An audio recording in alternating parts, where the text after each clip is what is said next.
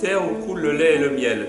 C'est ainsi que l'on définit la terre d'Israël, le berceau historique et religieux du peuple juif. On pourrait comprendre de ce verset que naturellement le miel est une denrée recherchée par la Torah. Ne nous apprend-on pas que les petits-enfants, lorsqu'on leur apprend la lève-bête, la première chose que l'on leur demande de faire, c'est justement de lécher des lettres qui sont enduites de miel, pour leur faire comprendre la douceur du miel, la douceur de la Torah.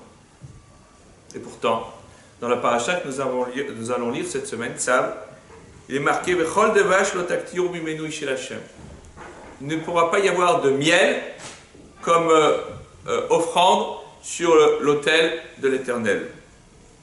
Alors, le miel, c'est quand même compliqué de comprendre pourquoi cette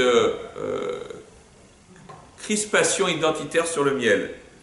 Et il faut revenir peut-être à un verset de la Torah, à la fin du déluge, où on nous dit que la Yona, la colombe, est venue vers le soir, et elle avait une branche d'olivier dans la bouche, et la Gemara dans Hérouvine, expliquant ce passage, nous dit la chose suivante.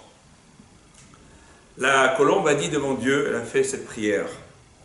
Je te demande, mon Dieu, que toujours ma subsistance soit entre tes mains à toi, quand bien même serait-elle aussi amère que la branche de l'olivier, et que ne soit jamais entre les mains des êtres humains, quand bien même serait-elle aussi douce que le miel.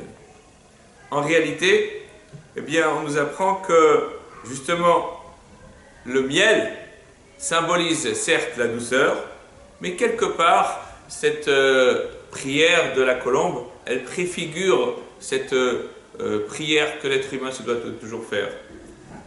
Al titenu l'idée matanat basar badam.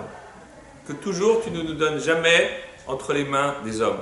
Que toujours notre subsistance soit toujours le fruit de nos mains, le fruit de nos pensées. Et que toi, mon Dieu, tu nous donnes notre subsistance naturellement par tout cela. Quand bien même il serait accroché à des difficultés matérielles.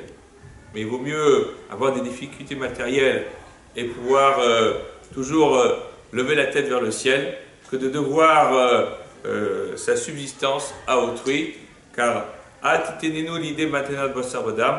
ne nous met jamais entre les mains des dons, des offrandes, des oboles, des êtres de chair et de sang. Fasse, mon Dieu, que nous gardions toujours notre dignité. Alors c'est vrai, la terre d'Israël est une terre où coule le lait et le miel, mais on nous apprend aussi que, quelquefois, le miel peut être dangereux, il peut nous attacher, nous rendre esclaves, et nous, ce qui nous importe, c'est de gagner notre liberté, la liberté par le travail, la liberté par nos prières, la liberté par le fait que nous ne soyons dépendants que du Créateur du ciel et de la terre. Shabbat Shalom.